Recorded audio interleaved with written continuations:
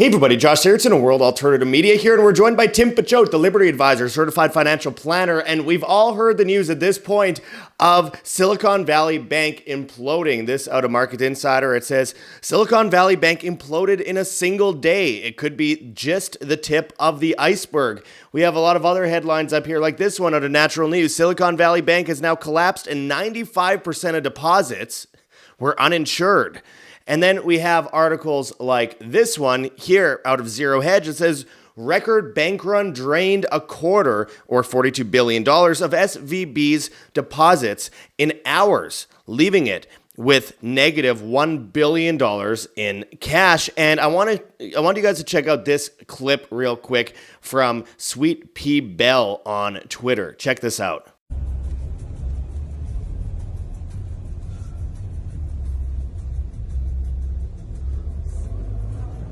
So you see a whole bunch of people lined up trying to get their money out of the bank. And this is something that people like myself and Tim have been warning about for so long. This is one of the reasons you need to have some form of wealth insurance. This is one of the reasons why you shouldn't be trusting all the big banks. I mean, we have other headlines here. Silicon Valley Bank crisis will force the Fed to slash rates by 100 basis points to prevent contagion, market guru says. And that's out of Yahoo Finance. And it's leading to some other major stories as well. This out of Zero Hedge, it says USDC stablecoin breaks peg as Circle admits billions stuck with SVB. And finally, just a sign of the times, as this isn't necessarily directly related, but we're seeing a lot of the banks get a lot of serious hard questions over things that we've been questioning them about for a long time. And we see this out of Zero Hedge. It says Wells Fargo warns customers of incorrect balances or missing transactions. And, you know, there's a lot of concern by a lot of people that we are about to see this happen to a lot of other big banks. And it could just be,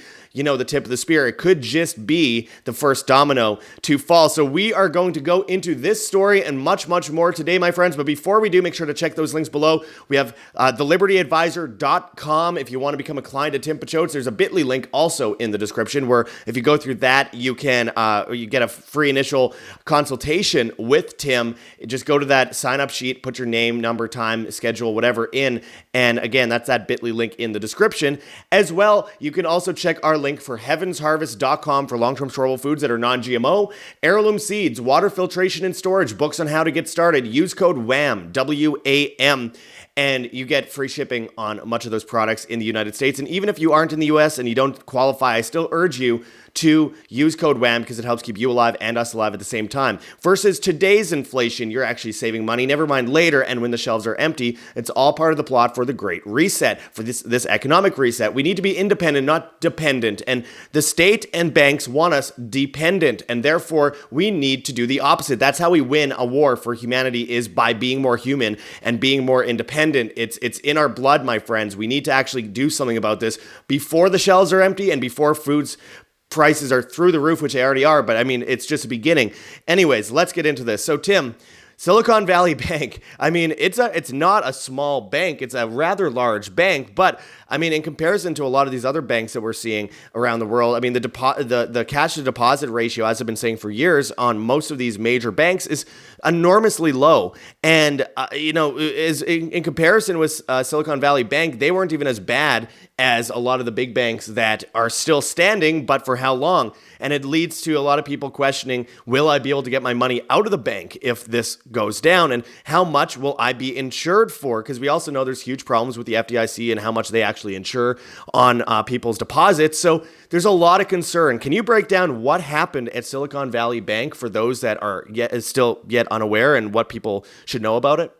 Thanks, Josh. So it's hard to really know where to start, but one of the main things that I've been warning about for years is the concept of interest rate risk. Anyone that's ever seen one of various presentations I've given, I always find a way to sneak this concept in there. A lot of Austrian economists have also been talking about over the years of a bond market bubble.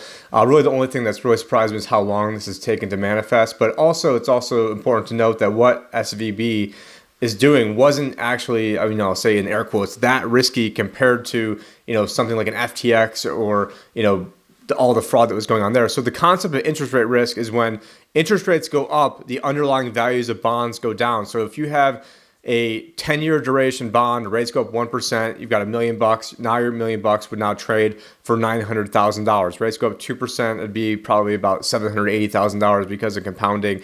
If you're in a 30-year bond, rates go up 1%, your $1 million would, if you had to fire sale, it would be roughly $700,000. Now, interest rates on like a 10-year treasury basically went from 0.3 to 5% within, from March of 2020 till now. So that is a gigantic percentage increase. In Europe, the situation is even worse. So what basically a lot of these banks were doing is they were being forced for the past 15 years to basically invest into treasuries, which, in air quotes, are the safest things you could possibly invest in. And I've always contended that basically you're, especially on the longer term ones or intermediate term ones, you're basically going broke safely. And so what is happening is these banks were getting, in March of 2020, I want to say the 10-year treasury was about 0.3. So what you're getting $3,000 per million invested. Basically nothing. And so now what is happening is, and it's really rather ironic, is that SVB had a lot of their assets in these treasuries, and which have plummeted in value. And so when some of their bigger depositors wanted money, ironically enough, in many cases, to then invest into treasuries themselves. So I don't know exactly what SVB was paying depositors, but like most banks are paying still hardly anything. Let's say you're getting 1% to 2%, but you can get in a 3-month treasury for about 5%. So why are you going to go park your money at the bank getting 1% or 2% when you can go ahead and go get 5% at a treasury? So ironically enough, some of their investors were probably pulling funds from their bank accounts to then invest into treasuries, which was an entire situation that was brought upon by 15 years of easy money and brought upon by the Treasury and Federal Reserve. And now you're seeing all these people calling for federal watchdogs and regulators when it was this insane policy that went on over the past 15 years, which exactly led to the situation. Now, for a lot of retirees, most of the time, just as a general rule of thumb, you're going to see most, 55 people older, you're going to see about 40-50% of their portfolios in bonds. Yeah. So a lot of the quote unquote safest things last year lost even more money than the stock market because of interest rate risk. Now, it's not only that and anything that Jim Cramer told people to invest in. Yeah, and so you have not only that, but then you also have the fact that the central banks all have, tons of unrealized losses on their portfolios. So they don't actually have to do what they call mark to market, where they write down the losses. They just, they only have to do that when they need to fire sell these. And so a lot of banks are sitting on massive amounts of treasuries that are all way underwater, massive amounts of mortgage-backed securities that are all underwater. And this isn't like 2008 where there's a bunch of bullshit mortgages that were going out to people that, could just fog a mirror and just prove that they, didn't really have to prove anything. It wasn't that situation. It was, hey, some people wanted to move their money, and now they had, if you used to be able to get, 2.8% on a mortgage, and now you can get 6.5 or 7, who's going to want to buy your 2.8%, yielding note when now you can go out, or bond, and now you can go out and get 7. So well, I want to mention something here because I mentioned earlier the article about this market guru saying that that this crisis will force the Fed to slash rates by 100 basis points to prevent contagion. So if you on one side have to lower interest rates because of a potential run on several other banks and the collapse of other banks, or you continue to raise interest rates to stop inflation, which way do you go? Because it looks like no matter what happens here, they're going for broke. There's no good side. No matter what they do, it's going to end badly for people. In my opinion, all roads are going to lead to inflation and or more than likely hyperinflation and the loss of the dollar, because it doesn't really matter what they do. And ultimately, you have to understand that what we call money is currency is all backed by debt. So in order to get a dollar into the system, there has to be a corresponding unit of debt. Now, there doesn't have to be. That's just how the screw job was set up over 100 years ago on Jekyll Island, December 23rd, 1913, when that was ultimately passed.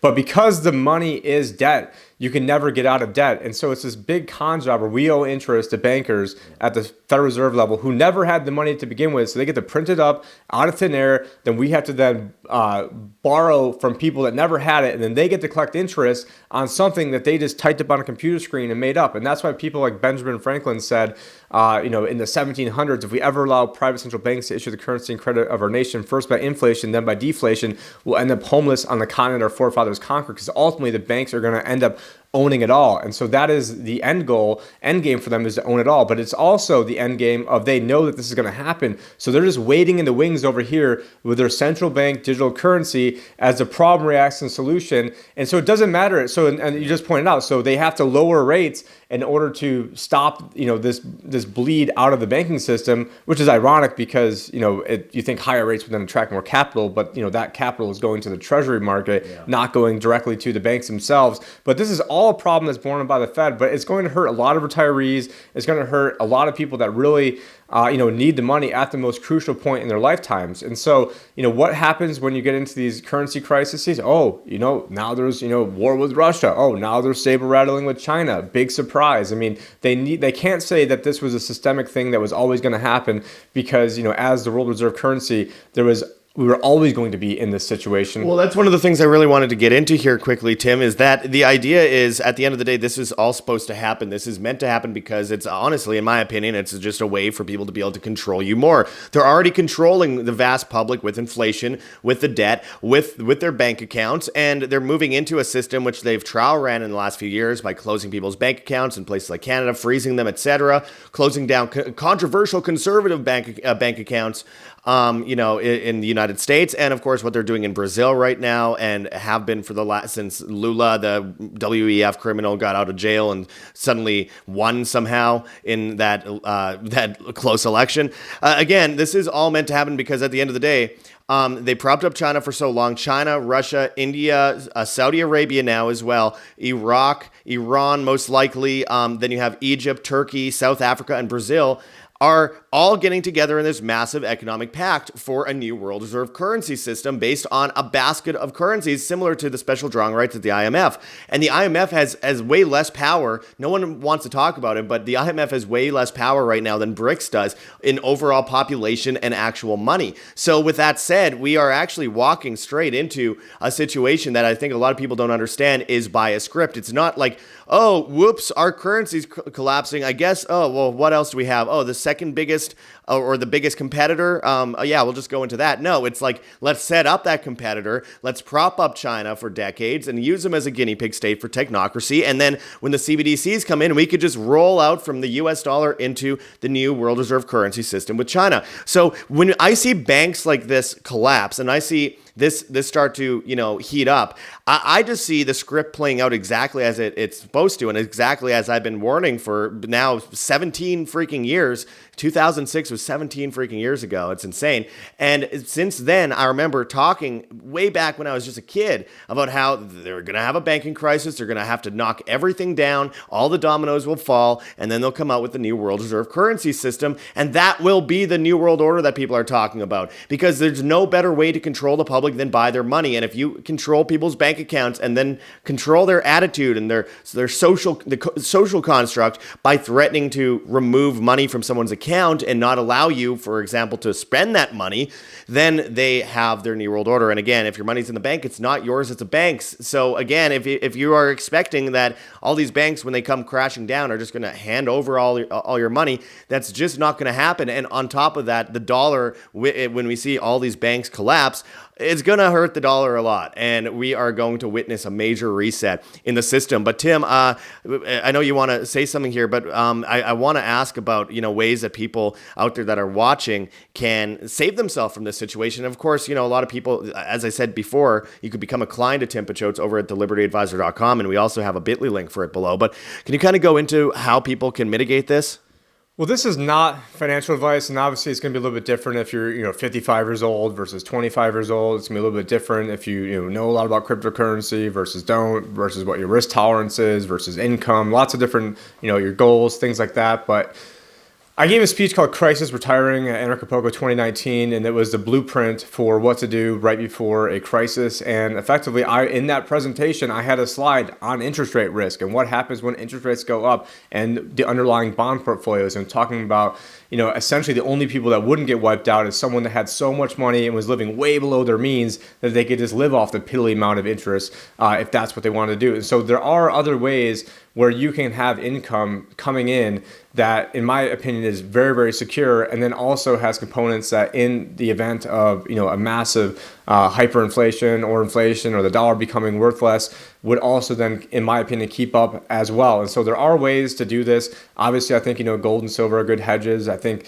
having some Bitcoin is a good hedge. Having some of the privacy coins are a good hedge as well. But, that's more of, a flyer on, when the CBDC ultimately comes, and, do your own research on that. But, there's not one single silver bullet. Also, we've been telling people, for a while that they should be doing things like having backyard chickens before all this crisis with the food happened. We've been telling people, trying to grow your own food, having greenhouses. You've been selling seeds at Heaven's Harvest, promo code WHAM, cheap, shameless plug. But, what are we doing right now? I've been out in the backyard jackhammering through basically like a freaking mountain I live up against, building a greenhouse. We just built a chicken coop. We've got, 23 chickens here right now, because I know that where things are going is you might not be able to get the goods you need for any price, or you might have to have show the mark of the beast social credit to get into a store. And so this is coming. It's coming quick. People are not prepared for what's coming, and so you better be prepared, because right now it's more than just money. It's more than like, hey, shift your assets over here. Yeah, obviously that's important too, but for anyone, especially someone that's close to retirement, that is in any sort of like, I'd say 2-year or above bond, you should definitely use that link below to schedule a consultation, because this ultimately is not the end of where things are going. And what has worked the past 15 years or the past 40 years or the past 50 years is not going to be what works going forward, especially when it comes to bonds, especially when it comes to interest rate risk. And it's just very crucial that people understand the risks that are out there. And one of the most important risks when you're about to retire is called sequence of return risk, where it doesn't matter if you average 10% a year of retirement. If year one you're down 40% or you're down 50% in year one. So you've got to have strategies where you've got sort of like the Mad Max investments over here, but then you also have the income coming in, and that income coming in shouldn't be in the form of any of these longer term bonds. And and I also want to point out that this may just, not to read the headline, but this may just be the tip of the iceberg, because what they were doing was not like what FTX was doing, where obviously there's a Ponzi scheme and embezzling money and lots of other crazy stuff and betting on all these what coins. They were betting on investing depositor money in treasuries and mortgages that didn't even go belly up. And it was just a relatively small amount of people wanted their money, and then they had to sell these assets to raise the cash at a fire sale, and then boom, voila, it happens. But this is not unique to them. This could happen to any single bank. This situation is going on with every single bank basically in the world right now. Your money's not safe in the banks. And I don't know how many times I've come on your show recently and said, if anything, if you want to be, quote unquote safe, put your money in like a 1 to 3 month treasury bill, because ultimately that dollar bill is backed up by a treasury bill, which would be the more senior, basically asset in that. Now, I'm not saying, once the Great Reset, treasury bills are all going to get hyperinflated away and worth nothing, but, people need working capital, people need, money for their mortgage, things like that. So there is reason to keep, something in cash, obviously, but that cash, in my opinion, should not be in the bank. And if it is, and you have more than $250,000 in any one bank, you're crazy. And a lot of what happened at SVB actually happened to a lot of rich venture capitalist type people, and only they were estimating 3 to 7% had below that $250,000, and most of them were guys that had like $10 million, $20 million, things like that. Well, I think what this really shows is it exposes the obvious fraudulent Ponzi scheme that is the banking system today, and how all of this stuff is smoke and mirrors for capital. And at the end of the day, they don't have the money they claim they do. They're not the old savings and loans banks of the past, my friends. It's a very different system today than it was 100 years ago. And so when we see these banks collapsing in the way that they are, I believe that honestly, it's just going to further expose what we've been talking about for so long, that money is debt. The banking system only holds a little bit of your actual money, and mostly just blows it on stupid stuff and manipulates markets and spoofs markets. And we have enough lawsuits and cases in the past that prove that red-handed. A bunch of guys just went to jail, I believe, from JP Morgan for spoofing markets, and they always blame the intern. And the reality is that's just part of the fraudulent nature of a lot of these banks. And on top of that, they're directly attacking every individual out there by, many of them, printing money. They're going into zero reserve in some places, and I think that it's evident that now people are starting to see Everything costs too much money on the shelves. A lot of these big banks are behind that. And I just want to make one final point here regarding inflation, because I think it's important. I was talking to a woman outside of a restaurant in Puerto Vallarta, Mexico, a couple days ago. And she said, yeah, things are getting a little bit expensive. And I said, a little bit, they're getting very expensive. She's like, yeah, but like not everything is. Like TVs aren't. And I said, yes, because things that you need are going to go up the most. Things that you want are often going to actually go down in value at first. And that's what we see. So when they judge inflation by everything across the board rather than have a metric of things you need, that is why we have such a low inflation rate versus what it actually is. And you can find that on Shadow Stats. But even that, I don't think totally paints a whole picture, because right before you do, Tim, I want to point out Campbell's soup. That's like the best way to judge inflation, is by how much did Campbell's soup go up? Because remember, many of you remember it being 5 cents for a can. The average right now is like $1. And a lot of economists actually base their metric of inflation on things like Campbell's soup and chicken and stuff like that. Things that people will need when they're hungry rather than things that people want for convenience today. And people have to understand that. Yeah, and going with what you're saying with all the technology stuff, I mean, this phone right here, I mean, about $1,200. Let's say a previous phone cost $600, so now the new phone is $1,200. So that's a 100% increase. Well, what the Federal Reserve will say, or the Bureau of Labor Statistics, the BLS, will say, oh, well, actually, that new phone, oh, that's got an S22 Ultra, that's got 100 times zoom, it's got this, that, the other thing, the processor is way faster. So even though it costs 100% more, the benefits are so much greater, we're actually going to say there's deflation in there, and the price of it went down relative to the benefits you're getting. And so that's called a hedonic adjustment. They'll do things like, instead of having 16 ounces in a bag of potato chips or have 14, that's called shrinkflation. If you used to buy steaks and now you're buying hamburgers or hot dogs, they'll put the price of the hot dogs in there. That's called substitution. So these numbers are rigged 7 ways to Sunday. And about 8 years ago, I wrote a little 18-page booklet called How It's Rigged. You can go to howitsrigged.com to actually go and pick that up. It's basically an evergreen piece, but it also ties into the unemployment rate, because they're like, oh, this is the best unemployment we've had since 1969. Well, if you used to be, an engineer making 100 grand a year or 150 grand a year, and now you've lost your job. Now you've got 3 different, crap jobs, and you're making $40,000 a year total. They'll say, oh, well, now you've got 3 jobs, and it'll count as 3 jobs in the economy versus 1. Or once you've been unemployed for so many weeks, you're not counted as being unemployed anymore. Or if you're an engineer and then now you're a janitor, back in 1969, you were counted as being basically unemployed because you're in some crap job that's nowhere near your education, skill level, and training. And so now that counts as a job. And so these are not the same numbers that we had. And then when they rig the inflation rate, so let's say the economy grew by I'm just using an easy number. It's never going to grow by 10%. Let's say it grows by 10% and inflation's 5. So 10 minus 5 means a 5% growth rate.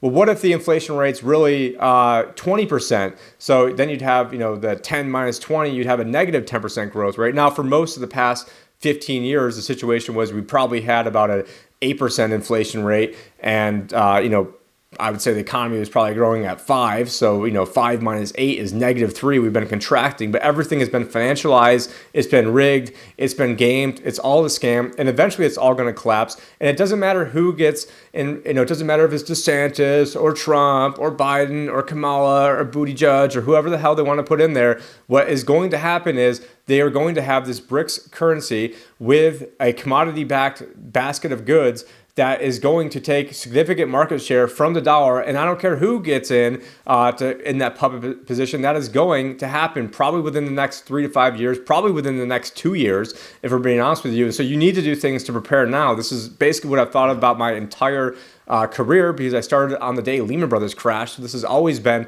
in the back of my mind of what is going to go on. And this exact moment, I have talked about the day of reckoning will occur on the day when the Federal Reserve is forced to raise rates, not because they want to, but because they have to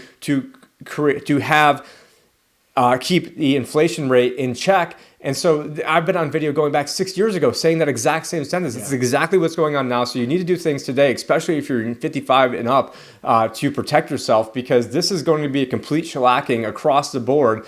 And it's just basically everything is a gigantic Ponzi scheme. And thank you for letting me shed light on what is going on, because this is not specific to Silicon Valley Bank. This is a risk that is inherent in basically every single major financial institution in the world today.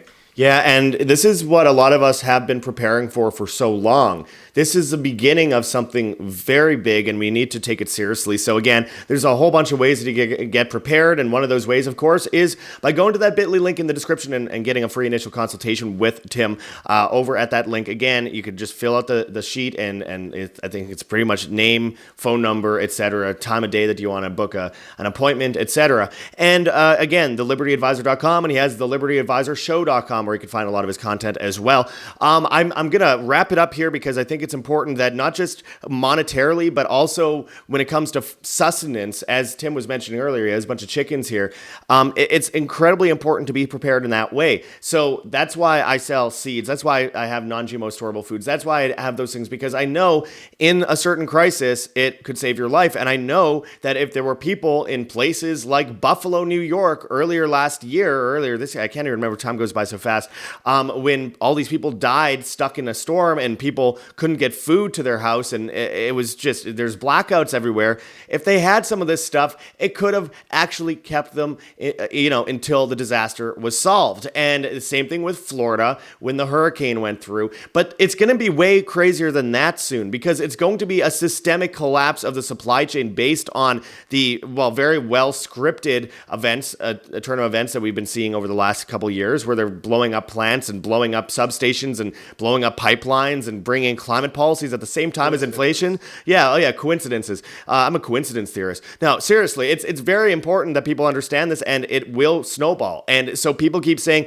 well, it hasn't happened yet. Well, do you want it to happen sooner? I say just get prepared, because it's going to happen. It's a big part of the script for the Great Reset. So I urge people to check heavensharvest.com for long-term storable foods that are non-GMO, heirloom seeds, water filtration and storage, and books on how to get started. Use code WAM, W-A-M, and you get free shipping on much of those products. Again, experts say you need at least 3 months of food in order to survive a supply chain crisis. So check that out below. The 3-month combo kit, it looks expensive because you could get the 3-month entry kit, but the 3-month combo kit includes seeds. It includes water filters and all that on top of that food. So you have all these different ways to set up just by spending a few dollars a day and saving your life later. It's very important. So again, use code WAM, W-A-M. And then, of course, we have whamsurvival.com for long-term storable foods as well. You save a bunch of money if you go through us on there.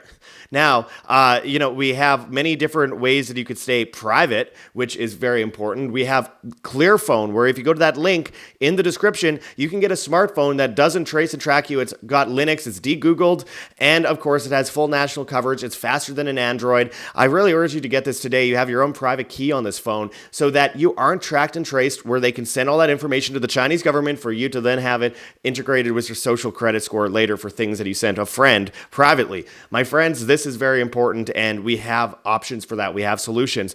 Finally, we have rncstore.com, Richardson Nutritional Center, your source for Laetrile online, made famous by G. Edward Griffin's book, World Without Cancer. You can get your apricot seeds, Laetrile, amygdalin, and vitamin B17 there. And again, those sell out fast, and they're not always going to be around, because I guarantee you the government's looking at ways to ban this, as they have in the past. And in a supply chain crisis, good luck. So stock up on as much of it as you can today, and don't wait, my friends, until we realize that there's multiple different forms of currency. We're not going to be prepared enough. There's money. There's, of course, health. There is, of course, our own, ability to defend ourselves. They're all forms of currency, and they keep us flowing, as one would say, with currency. And I think it's important that we take those things seriously. If there's a war on humanity, the solution is to be more independent, be more free, and that comes down to each one of you individually. It comes down to you actually preparing in that way. Anyway, if you want to help support us, I'm trying to get money raised to go to Taiwan to report on things over there. Haven't raised anything yet for it, but hey, we have a GoGetFunding.com campaign, a Patreon, and a Subscribestar as well. If you want to help support me in that, there's a scripted war event happening, and I want to be on the ground and see what's happening personally. It's about documenting history. We also have a Bitcoin address, and we have a Cointree link with a bunch of different cryptocurrencies that you could donate in, if you please, including Monero, the privacy coin, among a bunch of other privacy coins. We have an Epic Fund Me campaign where you could donate an Epic Cash, a privacy coin based on the Mimblewimble protocol.